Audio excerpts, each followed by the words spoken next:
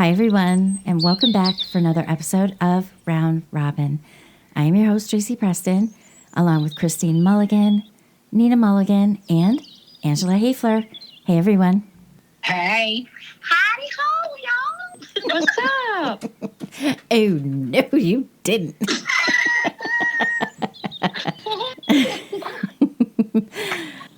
I want to tell you guys what Todd and I did on Saturday because we had a great time. We attended and I talked to you guys about this, I don't know, I think it was like 3 weeks ago when Todd and I went to a haunting in REO Town in Lansing, and we met some really cool people, Brian and Jennifer McVeigh. And anyway, so this Saturday was the 3rd annual Ducking Around Jeep Run. And I've never done anything like that. Have you guys ever done anything like that before? No. I've been to get-togethers, but I never did one of the big things like what you went to. And Angela, you said you hadn't done anything like that before? No, I wanted to, but Magnus, something's going on with his exhaust. Oh, Freaking no. dirt roads around here, so. Damn it. Yeah. Damn it. Yeah. One of my daughter's friends, her mom was there, and her Jeep is in one of your pictures. It was Abyss. What color is it? It's black with red lettering. It says Abyss on it. Oh, my God. No way. That's nuts. I had to tell you about that. Oh, that's super cool. It was the coolest thing ever. So it was like our very first ever Jeep run. I didn't know what to expect, because everybody gives you the little ducks. And so Todd had some, of course, in his dash. And he's like, well, I'm going to take those out just in case we get some ducks. We had no idea really how this was going to shake out. So there must have been, I don't know. What did your friend's mom say? I mean, there was over 100 Jeeps. Easy, I'm thinking. The entire parking lot was completely full. I don't know. I didn't talk to her. Oh, okay. That's crazy. Yeah, it was totally full. And you had, older Jeeps, newer Jeeps, decked out Jeeps. A lot of them had like the eye films so that it looked like they had cat eyes or dragon eyes or whatever. One of them even had some horns. I'm like, this is nuts. But, so we kind of went inside to, get registered.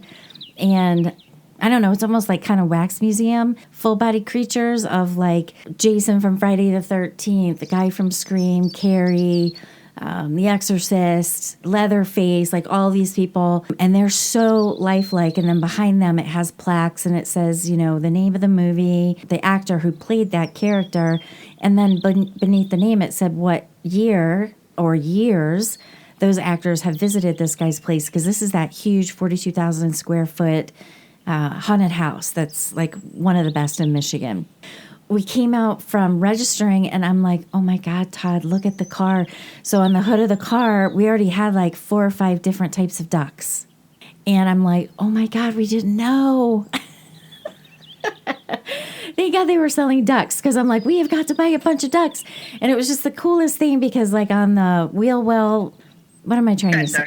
The fender for over the wheels, right? They'd have ducks there. They'd have ducks on the hood. They put ducks on the bumpers. It was just really cool, and it was fun because they would like color code them. So if you had a purple Jeep, you got a lot of purple ducks, all different kinds of ducks. They had a charity too, so you could buy things, and they donated to charity for children and families who are going through a really hard time. So I found that really cool and so happy that they do that and give back to the community. And then they had a couple other vendors there, which of course we bought stuff from everyone because they're Michigan-based crafters and stuff like that. Met some great people. And then they did like a blessing of the Jeeps. And then they were letting you go row by row by row by row. And I was like, woohoo, here we go. And Todd was like, everybody's going left. I'm like, well, we're going right. He's like, but everybody's going left. I'm like, yeah, they told you don't go to the first 2 because everybody goes there. Go to the other 2. So that's what we did. It was a great time. We ended up not staying the whole time because it actually went from it started at 10 o'clock in the morning and ended at 10 o'clock at night. And we just couldn't leave the dogs that long. But they are doing a hell run. So there's a Hell, Michigan. And then you end up back at Awaken. So hopefully Magnus is in good shape because that's September 20th. So if anybody has a Jeep, get onto Awaken. Just search for Awaken. You'll see their website. and register. I know for this one it was like $35 per Jeep. Doesn't matter how many people are in your Jeep, so I would imagine it's the same. But it's running to hell and then coming back and hanging out and, partying at Awaken. So I'm very excited about it. It was a good time. Looking forward to September 20th. That's awesome. Yeah. Do it again in a Hell heartbeat. yeah. I hope I can go. Yeah. Dr. Magnus. They have a lot of things, being in Florida, and I'm not far from Daytona Beach. So I've been to a few, but not with my Jeep. And they're fun, they're cool. But I never end up going with my Jeep because you gotta clean it before you go. And I don't have that kind of time in my life. I know. Oh my goodness. I know. I told Todd, I said, cleaning the Jeep is like a whole day event. It is. You gotta, oil the fenders. You gotta polish all the chrome. It's too much. I don't care about cars enough. I don't. I'm like, okay, to get you to point A and point B. I just sold my truck. I saw that. Was that hard? Yeah. It was weird, but needed, Yeah. And then, I totally saw angel numbers that confirmed it. And then I, had a dream where I, reconciled, because I always tell her, she's never in my dreams. And I was like, it's so weird. It's like, I'm always looking for you. So I know that you're there, but I can't see you. And then the minute that I sold that truck, she showed up in my dream the next day. Oh, that's interesting So as shit. it's like I got rid of all the bad juju. It's all gone. You have been All gone. cleansed. Exactly. And you didn't even need your sage. Just had to get rid of that damn blue truck. Exactly. Aw. I love it. I love that for us. Aw, well, good. I feel like it's a true, all right, let's go. Good. That's awesome. Yep. Do you know about the Cecil Hotel in California, in L.A.? No? What about you, Christine or Nina? Have you ever heard of the Cecil Hotel? Are you saying Cecil? Yeah, what'd I say?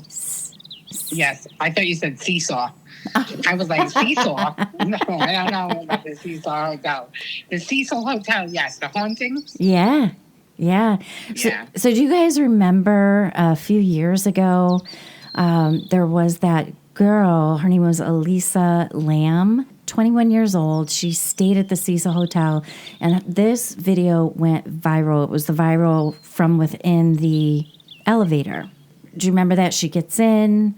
She seems totally fine. She pushes a couple buttons, more buttons than she should have been pushing. She pushes these buttons, kind of stands back, and the doors will not close.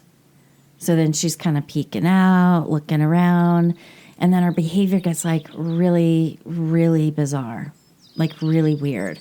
And she gets back in, and then now she's all kind of crouching and stuff, and then she's pushing all kinds of buttons. Doors still won't close. She hops out, and it's almost like she's talking to somebody, but her hands start doing weird. Her movements are really bizarre. So it was and then all of a sudden she walks away, and then the doors close to the elevator. And then she wasn't seen again for, I think it was 20 days or something like that. Like I said, she was 21 years old. And when she was growing up, when she was in high school, she's from Canada. And when she was growing up in high school, she was a straight A student. But as she entered into university in Canada, she started not being able to kind of keep up.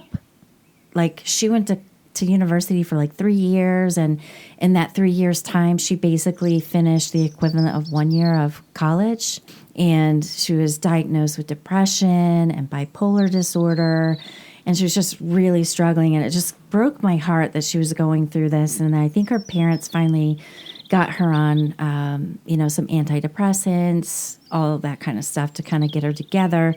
This all happened in 2013. I thought it's when I think back on it, I'm like, golly, I don't remember it being that long ago. But it was. So in order to kind of get her shit together, she's like, I'm going off and I'm traveling. So that's how she kind of ended up in Los Angeles in January of 2013. Well, she was supposed to check out on the 31st, and that's when her parents never heard from her because she was, checking in, keeping in touch with them, and then they're like, something is seriously wrong. So like Christine alluded to, this is kind of a haunted hotel. It opened up in 1927, and it's an area they call Skid Row. Very cheap to stay there. Very, very cheap. And they've had 16 non-natural deaths happen there and lots of paranormal activity. And then the other thing I learned is that Elizabeth Short sounds like that was her place of murder. I don't ever remember hearing that. But that's some of the information I found out today. And then also the Night Stalker stayed there, Richard Ramirez. He's creepier than all shit. I look at him, I'm like, oh my God, I couldn't even imagine being in that guy's presence. And when he was staying there, like, he'd go and murder people, take his clothes off, dump them outside in the area. But because it was just so, nasty and skanky and scary down there, it was like, hey, nobody like even paid attention to the bloody clothes. And then there was another serial killer there, Jack Antaraga. I think that's how you say his name. He stayed there in 1991, and he was a serial killer there. He strangled 3 sex workers there. And, of course, numerous suicides had gone on here. So on February 14th, that's when this video was released of Elisa Lam, and people were just like, oh my gosh, it's a ghost. What could have happened? Why, what is going on with this girl? Because everything I've been seeing lately over the last week I saw is like, oh, the Elisa Lam mystery has been solved.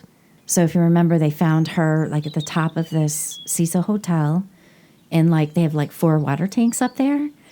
And the reason they found her was because people were complaining of low water pressure and dark, foul-smelling water that was coming out of the faucet.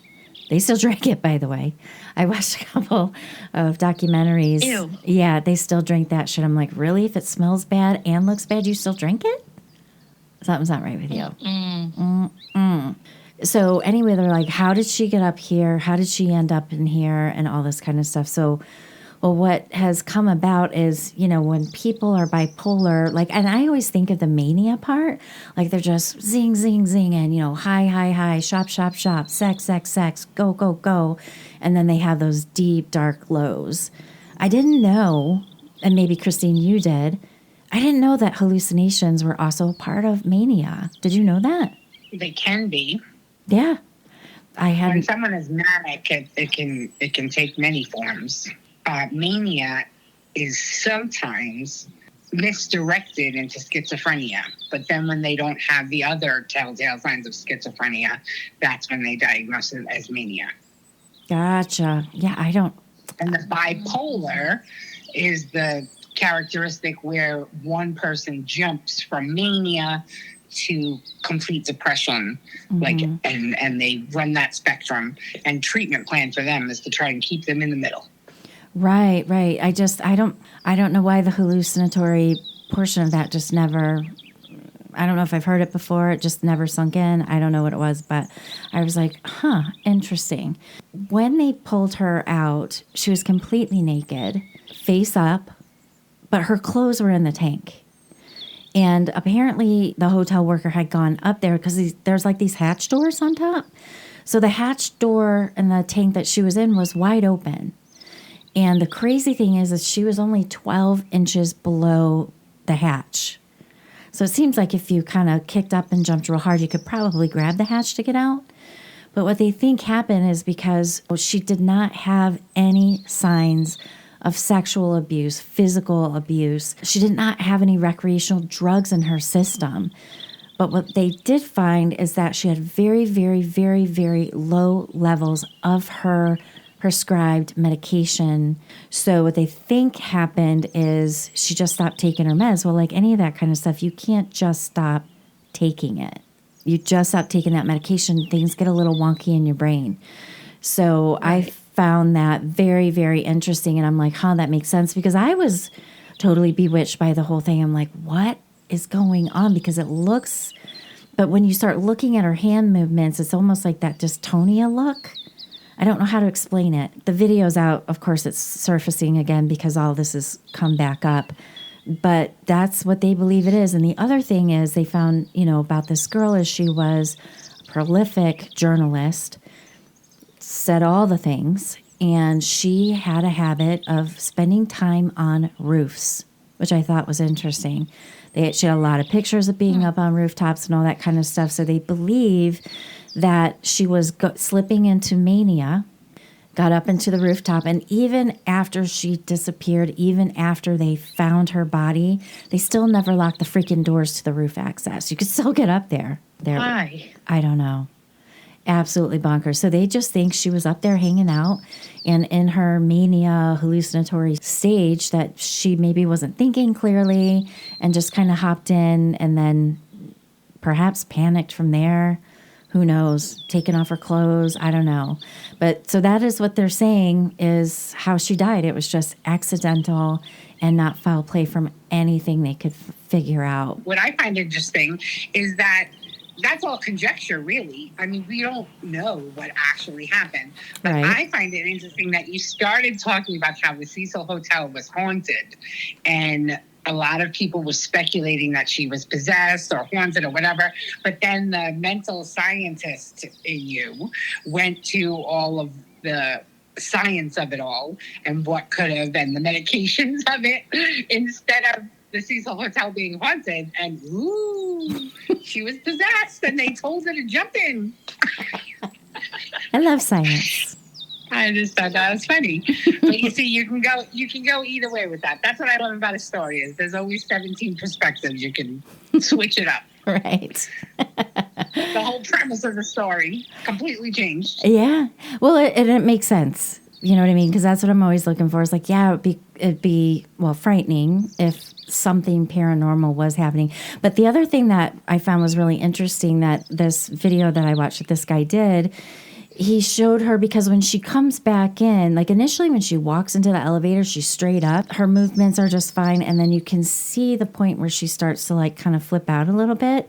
So she steps out, she steps back in, and now she's all hunched over and she's hitting button after button after button after button. Because I'm thinking, why will that elevator not close? Why? Well, then they zoomed up. She was not only hitting multiple buttons over and over and over, she kept hitting the hold button, holding the door open. So I found that very intriguing because initially you're like, why won't that freaking door shut? Why won't it shut? And then she's in, she's out, she's in, she's out, and then she's whacking those buttons again. So I'm like, well, all that does make sense. I mean, do I believe there's paranormal stuff out there that happens? Absolutely. But I'm always still looking at the science side. Can it be proven? It's just bare bones science to prove, no, it's not paranormal activity. But do I believe there is some? Yes, I do. Perhaps it's both of it. Perhaps it is both. Because she was in psychosis and she was manic, it would have opened her up to seeing hallucinations. So a ghost who just happened to be wandering around could have taken advantage of that situation. And she was really seeing a ghost, but she thought it was her just manic hallucination. And maybe the ghost was like, push the button, push the button, push the button, push the button. Do it. You know, and maybe she was like, let's go on the roof. And the ghost was like, cool, you know? And then, so they went to the roof and it didn't end well for her, you know? But I feel like it could be both. It could be. Or maybe something happened before she got back to the hotel and she was super pissed at something that happened and she took her rage out on the buttons and she actually got the hold button stuck. Because she was just smashing them buttons because she was so annoyed and she was getting her frustrations out. And then it wasn't working, so she left. And then she went up to the roof as apparently she did before because they said she was always hanging out on roofs. And they attributed that to her being a journalist for some reason. I don't know why, but okay, I'm going with it. She goes up to the roof and it's so freaking hot up there because she's from Canada and she's in Los Angeles on a roof. And she's like, it's hot up here. Maybe this is one of those little sauna things, like, you know. They have them up there in Canada, those little, like, you jump in it and the top comes off. Maybe she thought the top was going to come off and it was going to be like a little hot tub. She's like, woohoo, rip the clothes really off. Full hot tub. Yeah, for sure. And lucky me, I'm the only one here. Nobody knows. Laugh at that ghost. There's a million different directions we can go with this story. I love it. I kind of agree with Nina, just because the mental illnesses they open those channels, right? You're a little bit more vulnerable. I honestly, in my opinion, I think that a lot of people who have, mental illnesses like serial killers and whatnot, I think that there are some malicious spirits out there who kind of take advantage of that because at some point they have control and it's almost like they're being egged on. And yeah, you have a conscience too, but I don't know. I feel like there's that little bit of influence from the other side as well. Yeah, I don't disagree with that. Like schizophrenia. I think there's doors in there that are open and they're hearing things that we just aren't in tune to because those doors are closed. That's why that idea is out there. Negative thoughts will invite the devil to sit on your shoulder. Yeah, I believe Right. that. You forget it before, if you stay in the dark will find you. Negativity breeds susceptibility. Don't do it. Well, look at just for an example, agoraphobes, it's a fear. And so the more they become afraid, the more they stay inside and they can't go outside. It's like a snowball effect. Yeah, I couldn't imagine that. Because if I'm locked up in this damn office too long, I feel like I'm going to rip out of my skin. That fear feeds on itself and create more chaos. Yeah, I agree. So I found something interesting I thought you guys would find interesting. We chew on gum. Well, way back in the day, there's something called birch bark. And I didn't know, I've heard of it, didn't even really know what it was. But way back in the day, humans would chew on it, and it was basically kind of like the oldest form of bubble gum. And it was even used for gluing things together, and it doesn't really break down. So they found the oldest Scandinavian human DNA in some of this birch bark that they found when they were kind of digging. They were excavating over in Scandinavia in like this early Mesolithic hunting and fishing area. And they found these pieces. Now, I would have never, I would have overlooked this shit because I'm like, oh, it just looks like a little thing of mud or whatever. But they knew what they had. And of course, back when they found it, and I want to say it's in the early teens of the 20s, they didn't have, or maybe even sooner than that, maybe even the early 2000s shit. I don't know when it was, but we didn't have the DNA advances that we have today. But anyway, they found DNA, and the DNA belongs in this birch bark belongs to 2 females and 1 male. And I thought, oh my God, that's just been buried in dirt forever. And how cool is that? That is cool. Yeah. So that is cool. I wonder how the DNA differs. Like, where are all the differences? What do you mean that's cool? This is like one chewing stick for a whole family? Gross. ABC gum. That shit's weird. I've chewed on this for hours. I would imagine they utilized it. I don't think it was like chewing gum. I think it was a useful thing. And that's why they used to use it to stick things together and fix things and wrap, their hides around sticks and make sheaths and stuff. I think they used to use it like glue. So if one person wanted to get it nice and sticky, you got to chew it to get it sticky. Then you use a piece and you leave the rest there, and somebody else would come and chew. It's your turn. Get this in your mouth. It would almost be like if you had a roll of tape and you used your tooth to rip the tape, and then I went and I used my tooth to rip the tape. 50 billion years from now, they're going to be like, there were 2 different females fucking on this tape. This tape must have been full of I don't use my teeth to cut things. Okay, I use scissors or I use the little notchy thing that comes with. Giving you an example of how it could happen. My DNA will never be on tape. That's not She's like, true. you can look all you want. Tie you up with.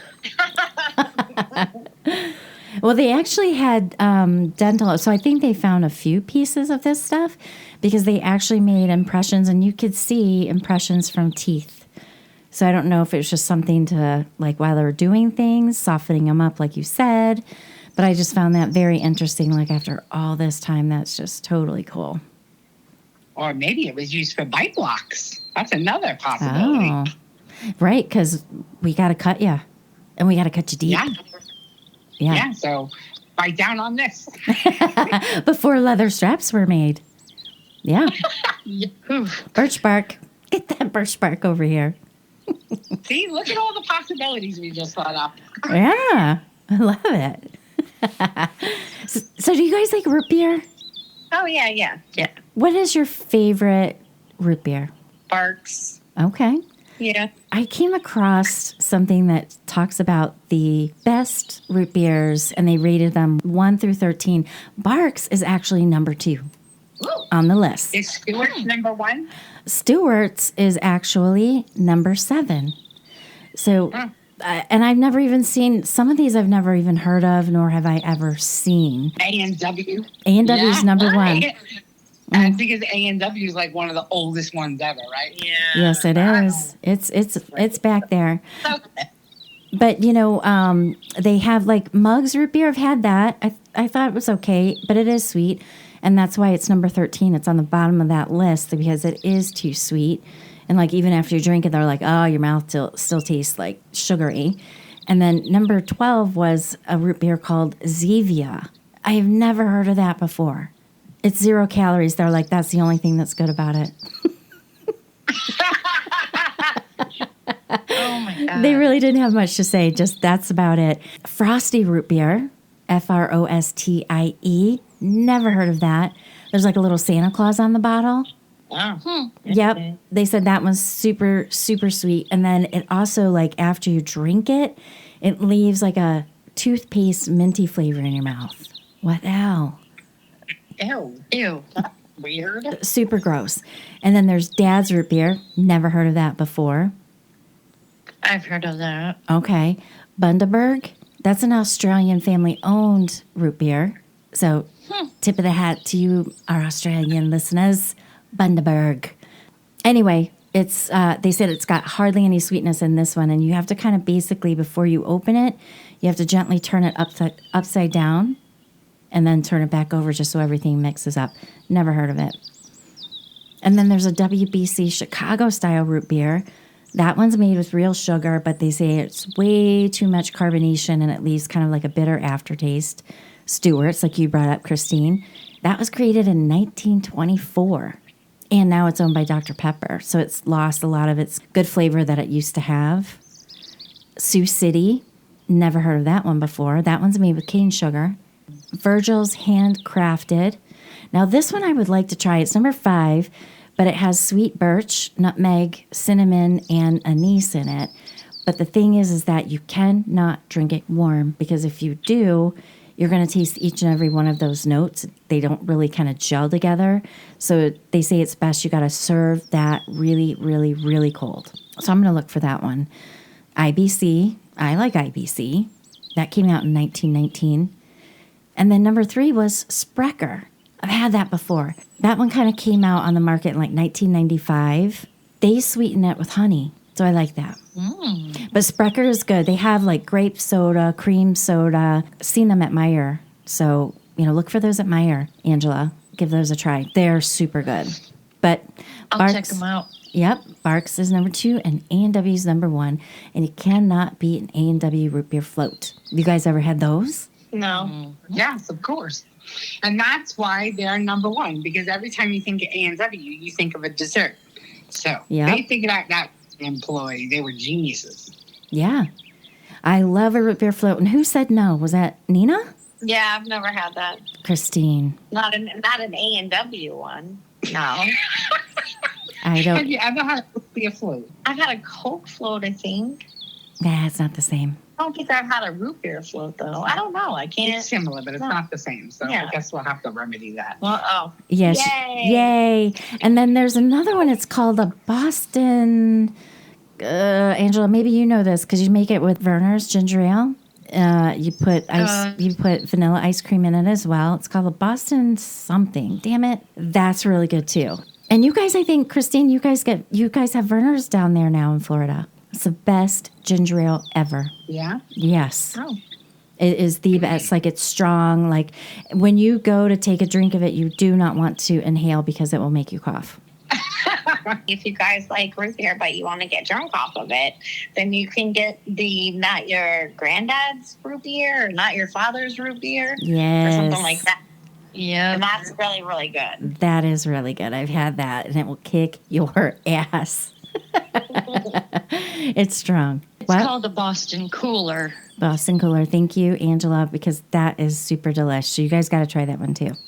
All right. So you know how before, remember when we talked about, it was on another one of our round robins where I talked about the AI robots, and they were, I think it was in Japan, and the one AI robot got with the other ones, and they're like, hey, yo, we're being mistreated. Let's escape. Remember that? And they all broke out of this conference. Do you remember us talking about that? That they escaped? Yeah. Okay. So Yeah. I came across another one, but this blew my mind, and I put a link to this in the show notes. You guys got to watch it. In China, there were 4 teams of humanoid robots playing soccer, operated 100% by AI with 0 human intervention. Now it says or supervision, but like they had like a mini field set up and people were watching. But I guess maybe supervision means there were no type of controls or computers that they were using. They were full on AI playing soccer. So they're equipped with like advanced visual sensors, and they can identify the ball. They can kind of ziggy zag, but the way they run and come up to each other is absolutely hysterical. And if they get knocked down, they have the ability to get back up. But during this particular match, some of them couldn't get up. So then they come out there with like the gurneys, slap them on the gurneys, and get them off the field. I'm like, that is hysterical. So stay tuned. Now that What the hell is on you? Did you just short circuit? What happened? You gonna say did that? What? no, because then she was also talking, so I stopped talking. But I stopped talking because you started talking. I was just gonna say that is a soccer match I would watch because Me too. watching regular soccer is sucky. So that is actually one I would watch. Me too. I would totally go. But stay tuned because there's going to be a World Humanoid Robot game set to take place in Beijing. So we'll keep an eye out for that. If I can find when it is, I'm definitely going to let you guys know because I got a great little chuckle out of watching that. I enjoyed it. That's hysterical. Yeah. So there's a 17-year-old high school student intern from New York State who was interning at NASA's Goddard Space Flight Center in Maryland. He was only on the job for a couple of days. And he helped discover a freaking planet. I think this kid's going to have a job. I think he's going to have a job too, but that's exactly what Fresh Eyes is good for. Yeah. Completely fresh eyes. And I'm sure he's, geeking out that he's there in the first place. So yeah, there you go. Fresh Eyes, beginner's luck. I know. Talk about that. So what he saw was he had picked up on some data relating to light coming from 2 faraway suns. And that pattern that he saw suggested that there was an object that was moving in front of those 2 suns. And sure as shit, it's named now. It's TOI 1338b. And get this. This thing is freaking huge. It's a giant gas planet the size of Saturn. This is like no small joke. It's huge. And it's only 13,000 light years away from Earth. So I was like, go, buddy, go. Good for you. It came in from a different universe, and all of a sudden we could see it.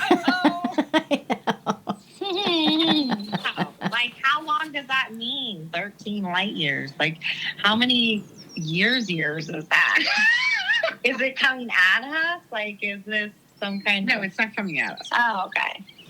Well, let me. Well, I don't know. That's too much of. How did we not know that it was there before then? Nobody's seen it. It was a dark mass. Or maybe it just came out of nowhere. Yeah, that's what And I'm it's saying. coming towards us. Maybe it came through a black hole. Right, a wormhole. Who knows? I don't know enough about any of that. to speculate. Sounds good to me. Let's publish it out. All right, so I am looking up. So, how many years is a light year versus time and distance? Let's see what I can Well, find. when here. they say 13 light years, that means if you're traveling at the speed of light, you can get there in 13 years. You're so smart. No, not really. Don't tell her. Self-evident. It's just like 13 miles per hour. Genius. Yeah, I know, but then so we can only go like 5,000 miles an hour. Exactly. So then how many light years away would that be? Well, Stop it. Just stop right now and put the wine down. put the wine down. Well, it says right here that our Milky Way galaxy spans 100,000 light years, and it takes light 100,000 Earth years to travel from edge to the Milky Way. So you're right, Christine. The speed of light, yeah, look at you. I don't need to Google I'm shit. right. I'm trying to tell you that's not a genius concept, you But knucklehead. we can't travel at the speed of light, so I'm asking that if we're just up there in a regular old spaceship, Shush. regular spaceship speed, Shush. how long would it take? If I could drive my car in Do the math. space, That's too much math for any of us on this phone to do. Okay? That's way too much math. Who the hell are you asking? Shush. you shush. I'm asking our listeners. Perhaps there'll be a Oh my mathematician God. out there. And it'll be 7 pages of math. Thank you. Stop it. Thank you, mathematician. I will appreciate the answer. Please put in the Not that you comments will feel below. like it's such And then after she reads the 7 pages of numbers, she'll be like, but what does this mean? How long does it they'll take? say, like, it would take us 20 million years. There you go. There's your answer. Great. Good math. Math might be mathing. That math is so mathing. Moving on. All right. What do you guys, I don't know about you guys, but we have squirrels up here that drive us nuts. My neighbors hate them. I hate them.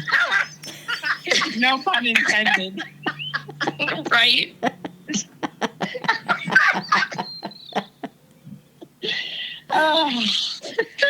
Well, you got a problem with We squirrels got too? girls that drive us nuts.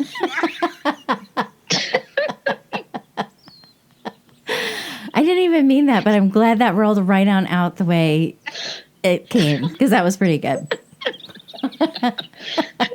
Well, I'm mad at the damn squirrels because I have to squirt rodent spray all around my garden, right? We have it chicken fenced in. I spray because we've got moles, we got the freaking squirrels, we got all that stuff.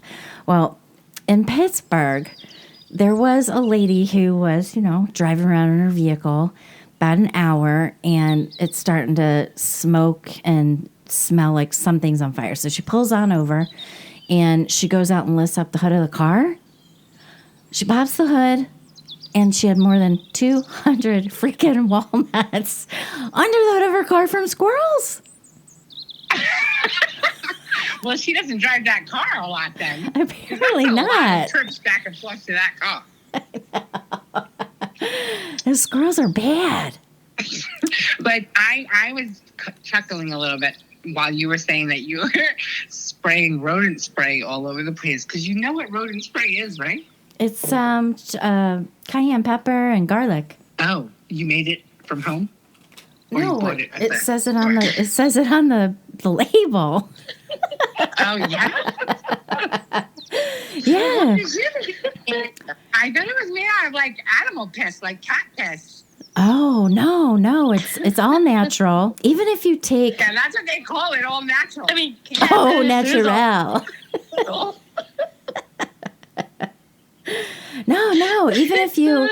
Even if you grind up, like I have a bunch of, because I grew cayenne pepper last year and I dehydrated them and they're all like in a big jar. Because you can just grind those up and sprinkle them around the edge of your garden. That'll help keep the rodents out too. Just FYI.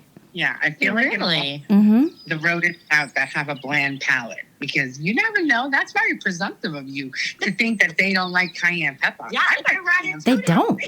They don't like it, and they don't like garlic neither. You don't know. All I know is it works. I haven't had any squirrels in my damn garden. I'm teasing. Those little bastards. The little bastards. All right. So just a couple more things. Well, actually, one more thing before we get into our round robin recommendations. I saw a picture of this guy's pupils, which I also put in the show notes. So if you guys want to check it out, it freaked me out. So it was a doctor actually posted these pictures of his patient. So he had his patient was an electrician, and he kind of bumped into a live wire with his shoulder, and 14,000 volts of electricity shot through this dude's body, including his optic nerve. And that's the picture that is in the show notes. It hit his optic nerve. So for those who don't know, the optic nerve is what connects, the brain to the eyes, right? His pupils, they blew out and they look like stars. Whoa. Yeah. Really? Yes, it's bonkers. You guys have got to see this. I was like, what is this? Because that's the first thing you see is just a big picture of this guy's eyes. Like his eyeballs, the whites are all red, but then his pupils, like it legit looks like his pupils are stars. And then there's like, it looks like electricity, I guess, really. Like the whole, outline of the pupil it's bright. It's very intriguing. So, of course, like, this guy isn't totally blind. He's legally blind. And of course, he's had multiple surgeries, cataracts replacement, lens replacements, the whole 9 yards. And then, of course, he had a retinal detachment down after all these surgeries and all that kind of stuff. So he's legally blind, but like with low light, he can see some things like shadows, and he can count, like if you hold fingers up, he can count that. But what I want to say is I cannot tell you how many people I know that are electricians that are always getting freaking electrocuted. Like, don't they know to shut the power off? I mean, do you know any electricians that have gotten seriously shocked? Okay, so I'm going to say something to you that's going to give you an aha moment. Okay. Electricians, especially when they're experienced and they've been doing it for a dog's age and all that, and they know their thing or two about a thing or two when it comes to wiring. It's just like you as a nurse. You are a big fat liar if you say you never recapped a needle. We recap needles all the time. Yeah. But that one time you get stuck, they're going to be like, what were you doing recapping that needle? You got stuck with that needle. How dumb are you? Right. It's the same thing. You just get complacent. Yeah. It's unfortunate, but you get complacent. Yeah. You have to you have to geek out on the rules sometimes. And electricians are definitely the ones that should be geeking out on the rules. Yeah, do the right thing. Check every wire before they touch it, and they should check twice when they cut the breaker. Yeah. Well, I went to school with a guy. His dad was an electrician, and he did the same thing. He was like, oh, yeah, it was a ceiling freaking fan. They were on vacation. He was an electrician, didn't shut the power off, shocked the shit out of him, and he died. It's like, really? You changed? Yeah. What? Sad. I think it's par for the course that electricians have to get shocked at least 3 times in their careers, I'm sure. Right. Saying this as the daughter of an electrical engineer, it's just something, they all have a story. You know what I mean? At least one. Right. But yeah, it's all about complacency. But you know what? They get that one time, and it doesn't happen again. That's a good lesson. You don't want star eyes. That's trippy as shit. That must be really painful. That must have been super painful for him, though. When you were talking about it in the stars, I haven't seen the picture yet. I'll look at it later. But all I'm envisioning is that they were burnt like that. So they literally tore through his cornea. Yeah. That's crazy. Absolutely. That must have been super painful. Everything else with the eyes, they say it's like really, really painful. Like a burning, ripping. Could you imagine to electrocute your eyeballs? Oh my God. No. Yeah, it's the second source that's listed. You can't miss it because in the web address, you'll see electrician's eyes, 14,000 volts. Can't miss it. It'll blow your mind. It will blow. I couldn't stop staring at it. I'm like, wow. You're lucky. If you want to call it that. Yeah, but how does it go through your eyeball and miss your brain? Your brain's attached to your eyeball. It didn't miss it. It shot It went him right through it. I mean, he survived. Yeah. It went to his eyeballs instead of his brainstem. Period. I cannot wait to hear your reaction after you see it. Nothing I've ever seen. My brain automatically goes to when people have a traumatic thing, like a crazy thing that they survive like that. My brain always goes to what are they supposed to do for us in this world? Like they definitely have like a defined purpose. Yeah. Well, like the same guy that I talked about at the Coliseum who was impaled. Yeah. What? They definitely have people that do things like that. They definitely have a divine purpose. That's where my brain goes every time. Yeah. To Something. teach other people not to be stupid. You may not all survive like I did. Very true. Good point. Because Bill, don't be like Bill. There you go. All right. Well, we're going to move on to round robin recommendations. Angela? So the show that, Adam and I watched the movie maybe not even 2 weeks ago on Netflix. It's called The Nanas. Have you guys seen it? Mm-mm. It is so good. The Nanas. So, yep. Okay. So there's this guy and he worked basically, he's just a regular old Joe.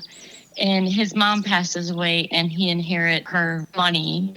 He decides to open up a restaurant. He's Italian, so he's always loved, the family get-togethers and the cooking and all of that. And he decides to open up a restaurant and he hires nanas, which are grandmothers. And they cook all these wonderful dishes. Nonas, sorry. No. I was just like, what is she talking about? And Nina's over here nodding her head. She's like, yeah, you've seen it. Like nodding at me. I was like, I've never seen nanas. I thought that was just her accent. I wasn't gonna Sorry. Okay, go ahead, Angela. It's Nonas. Yeah. No, you're right. Because I'm a nana and that's funny. So, they have all these nonas cooking for them, and the struggles of getting the restaurant opened. And, oh, my God, it is so funny and endearing. And I don't know. It's just like a feel-good movie. We really, really enjoyed it. So that's my recommendation. You know what? It's also a true story, so you can actually go to that restaurant. Yes, it is. Where is this at? Is it up in New York? Nonas? Yep. You know what? The more you started talking about it, I did see a commercial for that on Netflix, and I thought that looks like an interesting kitchen. I thought the movie was based in Italy. No, I mean it's a true story of a restaurant in New York, from what I understand. But I don't remember it being in New York in the movie. Was it? Yeah, because remember he worked at like the stadium and he had to keep leaving his stadium job, I thought, or something like that. Yeah, but I don't remember it being New York. Maybe like Chicago or something? It's definitely New York because he goes to the Statue of Liberty down there and all of that. Okay. Yeah, so it's got like Vince Vaughn, Susan Sarandon, Lorraine Bracco. Okay. Linda Cardellini. It's a great show. Sorry. Well, yeah, I remember loving it, but it's been a while. I think I watched it when it first got on Netflix, which is maybe a month and a half ago. So, yeah, it was really good. Good recommendation, Angela. Thank you, Angela. Thanks. All right, ladies, what do you guys have? Okay. So, I don't watch that much TV, but when I do, Nina sometimes will suck me into some crap. So we started watching the show, and I gotta say, the first 2 episodes, I was like, this is too much. It's too much melodrama. It was just boring. It was slow moving. I couldn't get into it. And it's one of those where they kind of jump from time frames. Like they'll show a little bit of the past and then they'll show the current. And then they show the past and then they show the current, which I enjoy. I'm getting used to. That's like a whole new genre the past couple of years. Have you noticed that? Yeah. Mm-hmm. The back and forth. Yep. And sometimes it is. Yeah. Sometimes it's hard to be like, okay, wait a minute. What? Oh, you're giving me backstory. What's going on? Yeah. So anyway, the first 2 episodes, I was like, meh. And she was like, no, I like it. And I was like, whatever. I got on my phone and I played my games. I do as I do. So somewhere along the line, I don't know, she must have stopped me from playing my games to have a snack or something. So I'm snacking. So I have to watch the show. And I got into it.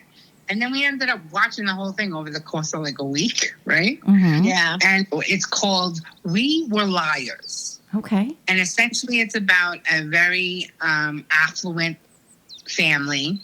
And it has some different kind of themes in there. But when I tell you the ending of this series, it'll blow you away. Okay. I didn't see it come. I love didn't those. see what happened. I did not see it happening. Because, you know, it's one of those kind of like whodunit a little bit. She's trying to remember Piece together a tragedy that happened that changed like her whole life, right? So I don't want to give too much away.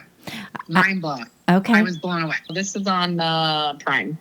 We Were Liars. We Were Liars. I love it when you can't figure it out because I keep thinking, oh, I got this figured out. And then I'm like, oh, no, that wasn't it.